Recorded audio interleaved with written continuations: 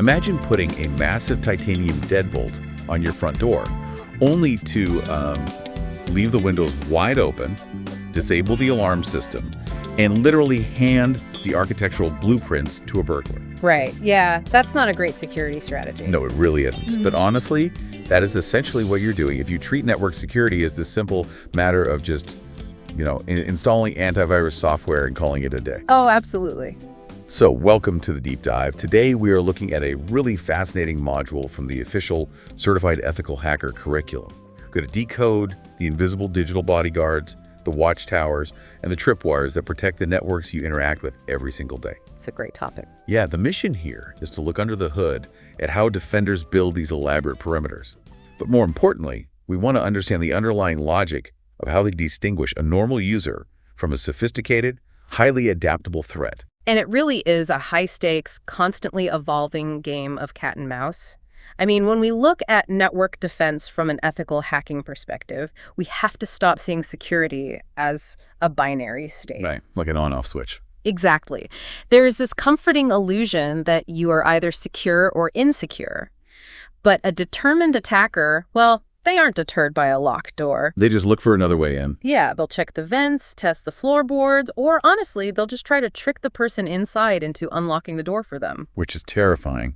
So I guess before we can even talk about the giant walls surrounding a network, we need to understand the watchtowers and the guards that are actively patrolling the grounds. Right, the eyes and ears. Yeah. And in the network world, those guards are your IDS and your IPS. The Intrusion Detection System, the IDS, and the Intrusion Prevention System, which is the IPS. And the main difference between them really boils down to their level of authority and their placement in the actual traffic flow. Okay, so let's start with the IDS. Sure. So an IDS is strictly passive. It acts as a monitoring tool. It essentially sits off to the side just watching a copy of the traffic flow by. Like a security camera. Yeah, a security camera with a motion sensor. If it spots a malicious payload, it raises an alarm to the security personnel. It sees the burglar, it rings the bell, but it doesn't actually tackle the burglar or stop them from walking out with your television. Exactly. It just yells for help, which is why the IPS was developed.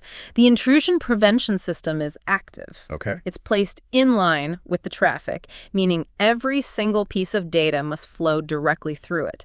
So if the IPS detects a threat, it has the authority to step in, drop the malicious packets, and sever the connection instantly. That makes total sense in theory. But the source material points out that where you physically put these systems completely changes how they operate. Oh, drastically. The curriculum talks about network-based systems, or NIDs, and host-based systems, HIDs. So let's break that down. An NIDs is usually a black box sitting at the perimeter, right? Yeah, usually right near the main router. Right. And it operates in what the text calls promiscuous mode, which honestly sounds a bit scandalous. It does sound funny, but it basically just means the network card is intentionally intercepting and inspecting every single packet that crosses the wire. Even if that packet wasn't actually addressed to that specific machine. Exactly. It's taking a macro-level view of the whole network, and that macro view is crucial for catching things like widespread network scans or massive denial-of-service attacks. But I'd imagine the NIDS has a blind spot. It does. Once the traffic reaches a specific server deep inside the network, the NIDS can't really see what the malicious code actually does to that specific machine. Ah, so it watches the highway, not the parking lot. Right. And that is exactly where a host-based IDS, or HIDs, takes over. A HIDs is actual software installed directly on a critical server. Looking inward. Yes, monitoring local system events, unauthorized file modifications, or, sudden changes to user permissions. But wait. Having a piece of software constantly auditing a server's every single move, that has to create a lot of operational overhead. Oh, tons. Like it's eating up processing power and memory that the server should be using to do its actual job. It absolutely does. I mean, security always comes at a cost to performance. Always. So you can't just put a HID on every single machine. No. Organizations have to be highly strategic. They put HIDs only on their most high-value targets. Like financial databases or domain controllers. Exactly. While relying on the NIDS to watch the broader highways, as you said. Okay, so we've got these guards in place. But how do they actually know what a bad guy looks like? The text breaks down three main detection methods. That's the detection engines. The first is signature recognition.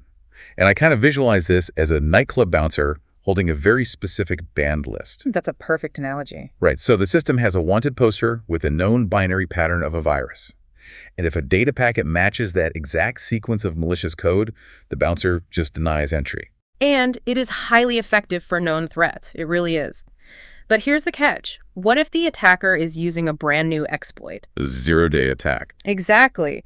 That specific code isn't on the wanted poster yet. So the bouncer just lets them waltz right in. That's the fundamental flaw of signature detection. Which is why we need the second method, anomaly detection. Yeah. Anomaly detection is absolutely necessary to catch the unknowns. So this is the bouncer who kicks someone out simply because they're acting highly suspicious, even if their name isn't on the banned list. Right. What anomaly detection does is it spends weeks establishing a mathematical baseline of what normal behavior looks like for your specific network. It learns the routine. Yes. It learns that, say, your marketing team only accesses the network from 9 to 5 Monday through Friday. Okay. So if a user suddenly logs in and tries to download 10 gigabytes of data at 3 a.m. on a Sunday, well, that deviates wildly from the baseline. And the system flags it. Exactly. Raises the alarm. And the third method the curriculum mentions is protocol anomaly detection, which seems a bit more rigid. It is more rigid, yeah. It looks for deviations from established, standardized protocol rules. Like what?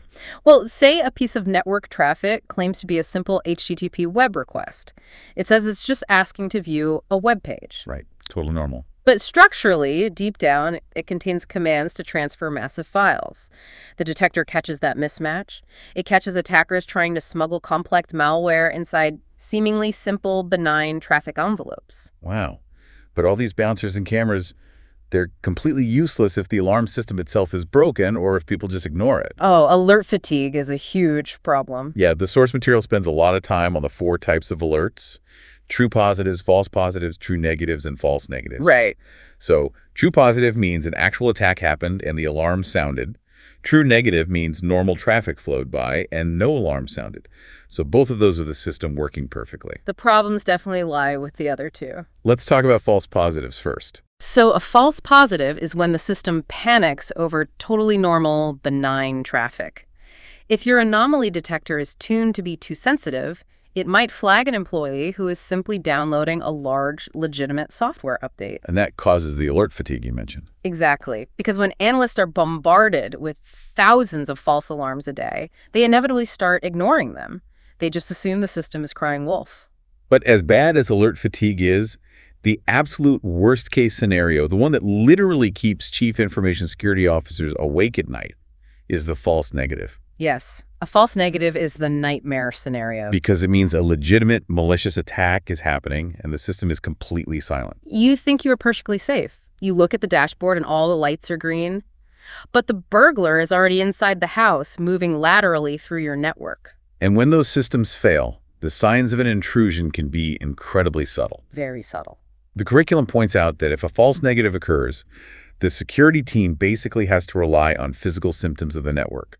Right, you're looking for secondary clues. Like you, as the user or the admin, might notice a sudden, unexplained depletion of disk space because malware is quietly replicating in the background. Or you might browse a directory and see unfamiliar executable files with double extensions. Oh, like report.add.exe. Exactly. They do that to try and trick you into clicking them, thinking it's a Word document.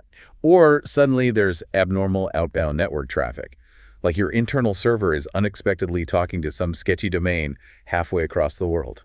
And those are the red flags that your perimeter has essentially fallen. Which means we need to talk about that perimeter. Because if the IDS and IPS are the guards and the watchtowers, firewalls are the reinforced steel gates. They are the primary choke points. Right. A firewall is a hardware or software system sitting at the gateway, designed to block or allow traffic based on very specific criteria. And one of the most critical architectural concepts they use here is the DMZ. The demilitarized zone, sometimes referred to as a screened subnet. Yeah. So when you log into your bank's website to check your balance, you are interacting with a server in the DMZ. The bank trusts you enough to let you into the digital lobby, but they absolutely do not want your laptop directly touching the private internal network. Where the actual financial databases are kept. Exactly. So the DMZ acts as this neutral, isolated buffer zone. It's brilliant architecture. External users on the internet can access the public-facing web servers in the DMZ, But because of the firewall rules sandwiching that zone, they cannot cross directly into the sensitive corporate intranet. So even if a highly skilled hacker manages to completely compromise that public web server, They are trapped in the lobby, they hit another internal firewall and can't go any deeper. but not all firewalls are created equal. The curriculum categorizes them based on how they work across the OSI model, which is basically a spectrum of how deeply the firewall inspects the traffic. Right. At the very bottom, the most basic level, you have packet filtering firewalls. And how do those work? Well, packet filtering operates at the network layer. To use an analogy, it's like a mail sorter in a post office who is only looking at the outside of an envelope. Oh, It looks at the source IP address, the destination IP address, and the port numbers. And if the envelope looks correctly addressed based on its rules, it just lets it through. so it's incredibly fast. Very fast. But it is shallow because it doesn't care if the letter inside the envelope actually contains a bomb. It just looks at the address. Wow. Okay, then you step up to circuit-level gateways, which operate at the session layer. Right. And they go a little further by actually validating the TCP handshake. Mm-hmm. So before two computers can exchange data, they have to perform this standardized greeting protocol, the TCP handshake. Yes. The circuit-level gateway watches that handshake to make sure a legitimate synchronized session is being created. And sort of like checking two diplomats' IDs before letting them exchange briefcases. That's exactly it. But the real heavy hitter, the one that does the deep work, is the application level firewall, often called a proxy firewall. This is where we finally open the envelope. Yes. Application-level firewalls understand application-specific commands. For example, an HTTP GET request, which is literally just a browser asking a server to send it a web page. Right. Because the firewall can actually read the letter inside the envelope, it can catch things that a simple packet filter would completely miss. So if a malicious worm is perfectly disguised inside a seemingly normal HTTP packet. The proxy firewall actually reads the payload, sees the worm, and drops it. Amazing. Yeah. And from there, you have stateful multi-layer inspection firewalls, which are smart enough to remember the context of past packets to make decisions about future ones. They maintain state, which is vital. Right. And at the very top of the food chain, you have NGFWs, Here. next-generation firewalls. Oh, the big ones. Yeah, these are massive centralized platforms. They combine deep packet inspection, integrated IPS, cloud-based threat intelligence, all in one box. They are the ultimate gatekeepers. Okay, let me push back on this, though. Yeah. If application-level firewalls and next-gen firewalls are so incredibly thorough, like if they can open the envelope, read the letter, and check it against global threat intelligence in real time, why doesn't a company just use those everywhere? Why do basic, shallow packet filters even still exist? It's a great question, and it really comes down to the physical limits of time and processing power. Deep packet inspection requires immense computational resources. Like it takes CPU cycles to open every envelope. Exactly. If you try to run every single piece of routine internal network traffic, I'm talking every internal email, every file print request, every video call through an application-level proxy, your network will literally grind to a halt. The latency would just be unbearable. The latency would make the system unusable. So you still need basic packet filters to handle the sheer volume of bulk traffic instantly, saving the really deep inspection for the traffic crossing your most critical borders. That makes total sense. And honestly, even a $1 million next-generation firewall has a glaring weakness, which is the human element. Always the weakest link. A firewall cannot stop a disgruntled employee who is already sitting inside the corporate intranet with a flash drive. Right. They're already past the gate. Exactly. And it cannot protect the network from social engineering either. If an employee is tricked into clicking a malicious link in a phishing email, they're essentially opening the door from the inside. Because the firewall just sees an internal trusted machine requesting data from the outside, and it happily lets the malware right in. Yep, it's just following orders. So if the firewall isn't magic, and it's only as smart as the rules we give it, who actually tells these systems what to look for? Like, how do security teams write the brains for these operations? Well, they use a very specific detective's toolkit. Two of the most prominent tools mentioned in the source material are Yarrow and Snort. Let's start with Yara. So Yarrow is essentially a pattern-matching Swiss Army knife for malware researchers. When a new threat emerges, analysts use Yarrow to write rules that classify the malware based on unique text or binary patterns. The structure of a Yara rule is brilliantly logical, actually. The text says it has three parts. First, the metadata, which is just information about who wrote the rule, the date, things like that. Right, the administrative stuff. Second, the strings. This is where you define exactly what you are looking for, like a specific string of hexadecimal code, or plain text buried in the malware, or even complex regular expressions. And third, you have the condition. Right. The condition is the logic engine. It uses Boolean expressions to tell the tool when to actually trigger a match. For example, it might say, trigger the alarm if you find string A, AND, string B, but only if you do not find string C. But finding those unique strings manually has to take forever. Oh, it's incredibly tedious, which is why analysts use a tool called Yargen. Yargen. Yeah, it's a rule generator that analyzes a piece of malware and extracts all those strings automatically. But here is the really clever part. All right. It then compares those extracted strings against a massive database of goodware, normal benign software. Oh, I see. And it actively filters out any strings that also appear in normal software. That ensures your rule only triggers on the truly unique malicious code. Because if you didn't filter it out, you'd be flagging legitimate programs. Exactly. That filtering is literally the only way to avoid generating massive amounts of false positives. Okay, so alongside Yara, you have Snort. Snort is an open-source network intrusion detection system and packet logger, and the curriculum makes it clear that it is legendary in network security. It's a foundational tool, absolutely. But writing rules for Snort is a completely different beast than Yara.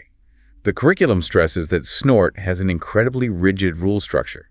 Like, a Snort rule must be written on a single continuous line. Yes. You cannot use multiple lines to break it up, no matter how complex the rule is. And that single-line rigidity, it's actually a compromise between perfect security and the harsh reality of latency. Because it has to be fast. It's super fast. Snort has to process millions of packets a second in real time. If the rule parser had to search across multiple lines of code to understand the logic, it would take, fractions of a millisecond longer per packet. And on a multi-gigabit network, that tiny delay cascades. It creates a massive bottleneck that would literally crash the network. Wow. So it's all compressed into one line. And that line is divided into a rule header and rule options. The header dictates the action, the protocol, and uses CIDR blocks. Right. Which is really just shorthand for defining a whole range of IP addresses at once. Yeah. Basically saying where the traffic is coming from and going to. And then the rule options contain the specific alert message and the actual payload content to inspect. When you look at how precisely these analysts have to define the strings in Yara or the options in Snort, it requires just an incredible level of exactness. It really does. It always reminds me of trying to craft the absolute perfect internet search query. Yeah, well, it's a great way to think about it. Yeah, like if you make your search query too broad, you get 3 million results, and mostly it's garbage. Right. In security, that's a flood of false positives. The analysts get overwhelmed, and they miss the real threat in the noise. But if you make your search query too narrow, using exact phrasing and ultra-specific parameters, you might get 0 results. And in security, that's a false negative. You miss the malware entirely because the hacker changed just one single line of code. It's wild. That tension between false positives and false negatives is literally the core struggle of the job. But writing the perfect search query doesn't help if the hacker knows exactly what keywords you're looking for and deliberately disguises them. Right. They read the same textbooks we do. Exactly. Hackers know how Snort and Yara work. They spend their days developing evasion techniques to slip past those perfectly crafted rules. So how do organizations adapt to that? How do they patch the holes? Well, this is where we get into active countermeasures. Let's look at how attackers target the IDS itself. A classic evasion technique is fragmentation. Fragmentation. Yeah. An attacker takes their malicious payload and chops it into tiny disorganized pieces before sending it across the network. They are hoping the IDS only inspects the pieces individually, fails to recognize the overall signature, and just lets them through. Oh, wow. So if I'm an attacker, I'm just mailing a disassembled weapon one spring or one barrel at a time. The mail sorter doesn't recognize a single spring as a weapon. Exactly the strategy. To stop this, defenders place a traffic normalizer right in front of the IDS. Okay, what does that do? The normalizer acts as a holding area. It intercepts all those fragmented packets, removes the ambiguity, reassembles them in the proper order, and only then hands the complete rebuilt picture to the IDS for inspection. The system rebuilds the weapon in the lobby before deciding if it's dangerous. That's incredibly smart. It's very effective. Another fascinating evasion technique relies on something called a NOP sled. A NOP sled? Really? NOP? Yes, an NOP, or no operation command, basically tells the computer processor to do absolutely nothing and just slide to the next instruction. Attackers use a string of these, a NOP sled, like a runway, to give their polymorphic shellcode a reliable place to land in the system's memory before executing. And polymorphic code constantly changes its appearance to evade those snort and ERA signatures, right? Yes, exactly. But the runway it lands on used to be very predictable. Historically, the machine code instruction for a NOP is the hexadecimal value 0x90. 0x90. So for years, IDS were programmed to just look for a long string of 0x90s. That seems too easy. It was. But attackers aren't stupid. They adapted. They started using different opcodes that effectively do the exact same thing as an NOP, but aren't explicitly 0x90. They changed the paving material of the runway. Exactly. So the CEH curriculum specifically advises configuring your IDS to look for NOP opcodes other than 0x90 to catch these advanced attacks. The curriculum also points out a critical firewall defense tactic regarding network mapping. Oh, yes. Traceroute. Right. Hackers often use tools like traceroute to map out the internal structure of your network before they even attack. And traceroute relies on receiving specific error messages back from your routers. Specifically, ICMP, time to live, expired packets. Right. So the attacker sends a ping, the router drops it and sends back an error saying time to live expired, and the attacker uses that error message to map exactly where your router is physically located in the network topology. Yes. So a mandated countermeasure is to configure your external firewall to block and drop all outgoing ICMP TTL expired packets at the external interface. Oh, just block the error messages entirely. Right. If the firewall refuses to send those error messages back out to the internet, you effectively blind the attacker. They can't map your network. Wow. Beyond that, defending the firewall relies on the principle of a default deny policy. You set the firewall to deny absolutely all traffic by default, and then you explicitly allow only the services you absolutely need. It's the only safe way to operate. The text specifically calls out disabling all FTP connections by default, because File Transfer Protocol notoriously sends usernames and passwords in clear, unencrypted text. Like anyone listening on the wire can just read them. Yeah, FTP is a massive vulnerability. And you also have to assume that a breach will eventually happen. If a hacker breaches the firewall, the very first thing they will do is try to erase the firewall logs to cover their tracks. Of course. Defenders counter this by setting up a remote syslog server. Meaning the logs are instantly duplicated and transmitted to a separate, highly secure server in real time. Exactly. The hacker might delete the local logs on the actual firewall, but the remote syslog already captured the forensic evidence of their break-in. Brilliant. And finally, because the perimeter can fail, you have to defend the endpoints, the actual laptops and servers on the network. Yes, this is managed through network access control. We are talking about implementing file integrity monitoring, or FIM. How does FIM actually work in practice? FIM takes a cryptographic snapshot of your critical system files. If an attacker alters even a single line of text in an operating system file, the cryptographic hash changes completely, and the FIM software triggers a massive alert. Then you pair that with memory protections at the operating system level, like ASLR, address space layout randomization, and DEP, data execution prevention. I honestly love the concept of ASLR. It's a really elegant solution. It is. Think of a computer's memory like a giant grid of mailboxes. Older operating systems always put the most important system files in the exact same mailboxes every single time you boot it up. Right, so malware knew exactly where to aim. Exactly. ASLR acts like a shell game. It constantly shuffles and randomizes which mailboxes hold the critical data. So the malware tries to strike the system file, but hits an empty mailbox instead, and the attack just fails. So DEP acts as an enforcer alongside it. Data execution prevention designates certain areas of memory strictly for storing data, kind of like a museum archive. If malware manages to sneak into that archive and tries to execute code, DEP steps in and says, no, this area is for storage only, not for running programs. And it just kills the process. All of these overlapping layers, the normalizers, the memory shuffling, the file monitoring, it really leads us toward a modern security philosophy that the curriculum touches on, which is the zero trust model. Yes, zero trust is huge right now. But let me ask you this. We've spent this whole time talking about technical fixes, right? Yeah. Software, hardware. Is zero trust this idea of never inherently trusting any device, user, or connection, even if it's already inside the network?